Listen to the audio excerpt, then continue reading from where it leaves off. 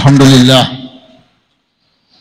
Alhamdulillahilladzi ja'ala syahra Ramadhana syahran mubaraka wa unzila fihi al-Qur'anu hudan lin-nasi wa bayyinatin minal huda wa furqan. Wassalatu wassalamu ala asyrafil anbiya'i wal mursalin Sayyidina Muhammadin wa ala alihi wa sahbihi ajma'in, amma ba'd. Faqad qala Allah subhanahu wa ta'ala fil Qur'anil Karim wa huwa asdaqul qailin. A'udzu billahi minasy syaithanir rajim. Wa min ayatihi an khalaqa lakum min anfusikum azwajan litaskunu ilaiha wa ja'ala bainakum mawaddatan wa rahmah. Inna fi dzalika laayatin liqaumin yatafakkarun. Shadaqallahul azim. Jamaah tarawih yang berbahagia, salah satu yang harus dijaga dalam maqasidus syariah, maksud Allah menurunkan syariatnya ini adalah hifsun nasli, memelihara keturunan. Dalam Islam, keturunan itu harus jelas siapa ibunya, siapa ayahnya. Dalam upaya memelihara keturunan ini, Islam melarang pergaulan bebas. Islam mengharamkan zina. Jalan keluarnya adalah menikah.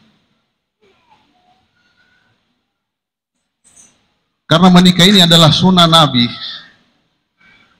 bagian dari ajaran yang mendasar yang disampaikan oleh Nabiullah Muhammad SAW. Maka harus dijalankan sesuai dengan petunjuk Nabi Muhammad SAW. Karena tujuan perkawinan adalah dalam rangka membentuk keluarga bahagia, sakinah, mawaddah, warahmah. Jadi sakinah, tenang, mawaddah, cinta kasih, warahmah, sifat masing-masing. Ya. Supaya keluarga ini sakinah, mawaddah, warahmah, maka pernikahan yang dibentuk harus jelas, benar sesuai dengan ajaran yang disampaikan oleh Nabiullah Muhammad Sallallahu Alaihi Wasallam, terpenuhi syarat dan rukun. Apa rukunnya perkawinan? Ada wali, tidak boleh sembarang. Wali itu tidak boleh sembarang, ayahnya. Tidak ada ayahnya, ayahnya ayah. Kakek tidak boleh, ayahnya ibu. Tidak ada ayahnya ayah, saudara. Satu ayah, satu ibu. Tidak ada saudara, satu ayah, satu ibu, saudara seayah. Kemudian paman, saudara ayah. Paman, ya, saudara ayah. Tidak ada semua itu, ya wali hakim. Tidak boleh sembarang, ada aturannya dalam agama. Kemudian harus ada saksi. Saksi ini mendengar peristiwa yang terjadi. Saksi ini Islam. Saksi ini harus tahu, mengerti bahasa yang dipakai. Jadi kalau misalnya yang menikah itu ustaz dari Timur Tengah, yang mengawinkan ustaz juga pintar bahasa Arab, lalu menikah dengan bahasa Arab, sementara saksi tidak paham bahasa Arab, tidak boleh. Ya, saksinya tidak mengerti bahasa Arab, harus diperhatikan ini. Jadi janganlah dipakai seperti itulah. Kalau saksi tidak memahami bahasa Arab, ya pakai bahasa Indonesia saja. Atau bahasa Bugis saja. Kemudian wanita itu harus jelas, wanita yang memang boleh dinikahi. Ada wanita yang tidak boleh dinikahi. Dua macam wanita yang tidak boleh dinikahi.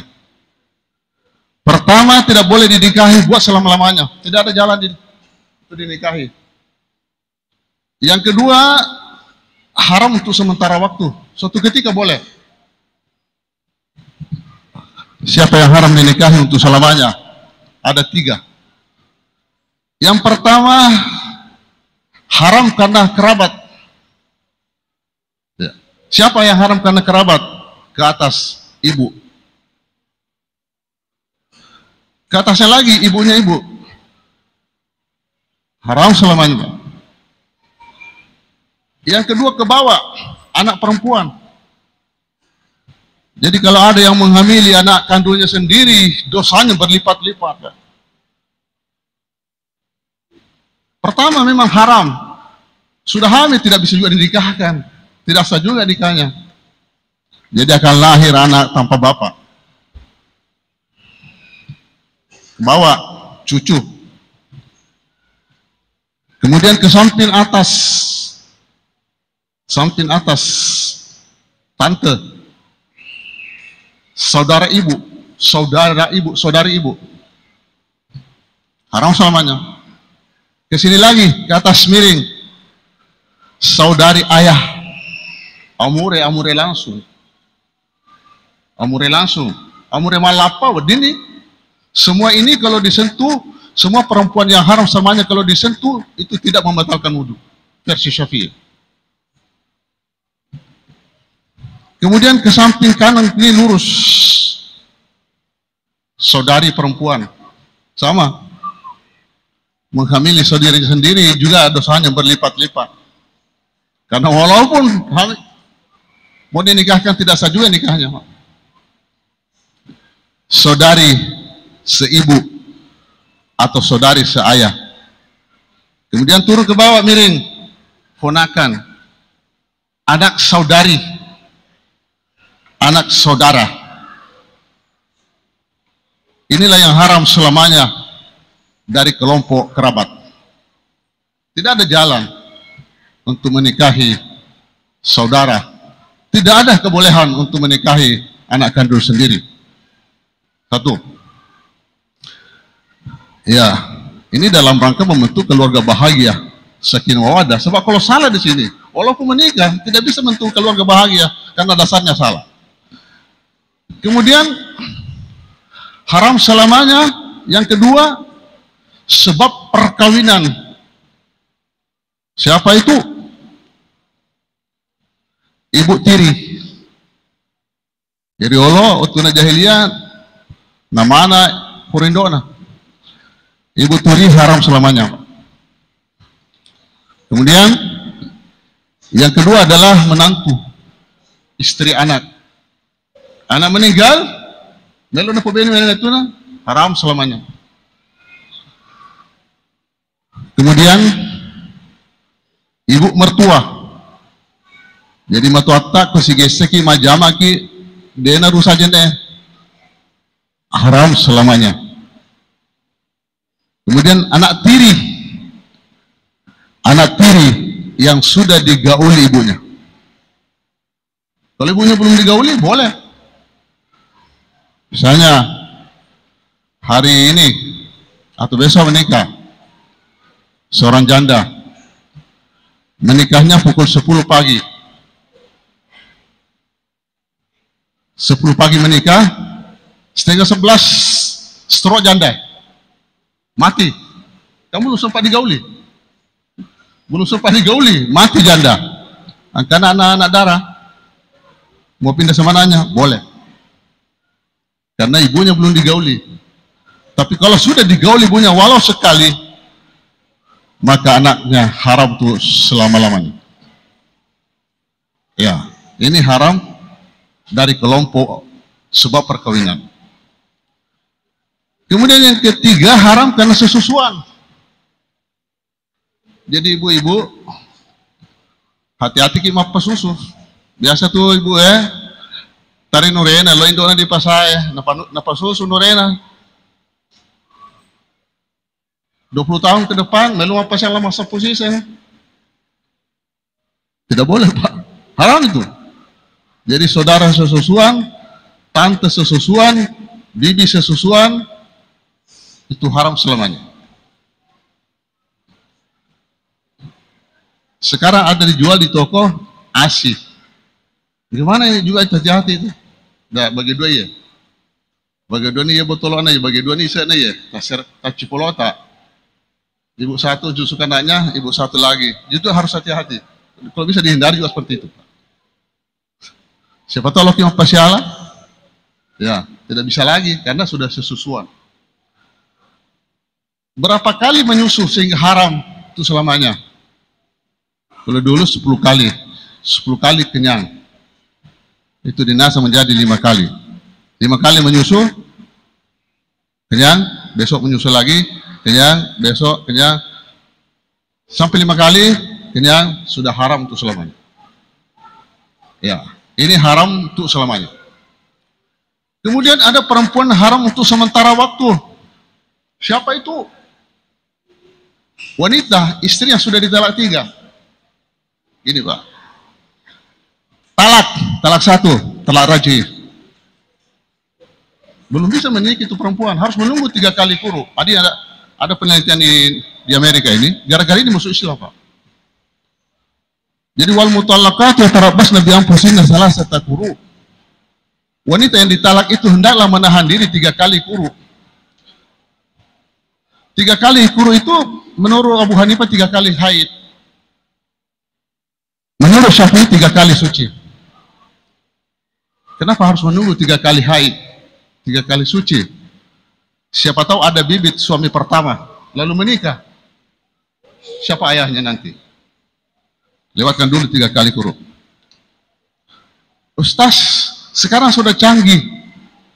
Di bidang medis kedokteran sudah canggih sekarang, tidak perlu menunggu lama. Sebentar saja pengetes kehamilan. Mungkin 10 menit atau setengah jam sudah keluar hasil. Periksa, tidak hamil. Ada yang lamar, apa sudah bisa menikah besok? Tetap tidak bisa. Karena ternyata hasil penelitian ini, orang Yahudi ini, penelitiannya di Amerika, ternyata wanita itu pun sudah digauli oleh laki-laki ada stempel. Jadi setiap laki-laki yang menggauli ada stempel. Kalau 2 stempel, 3 stempel. Dan ternyata stempel ini baru hilang. Haid pertama hilang, tapi belum bersih. Haid kedua semakin tipis, dan akhirnya hilang. Ya. Ternyata gara-gara ini masuk Islam. Dan hanya ajaran Islam yang menjaga kebersihan perempuan. Talak raj'i masih bisa kembali tanpa menikah. Sampai 3 kali kurut talak, sampai 3 kali haid, dinalisu, ini meningkat, talaknya menjadi talak bain subra. Masih bisa kembali, masih bisa, tapi harus menikah ulang. Dengan syarat dan rukun seperti tadi, ada wali, ada saksi, ada ijab kabul, dan sebagainya. Ya. Sekarang talak 3. Talak 3. Jadi talak itu harus hati-hati memang. Jangan-jangan sampai nanti suatu ketika mau kembali.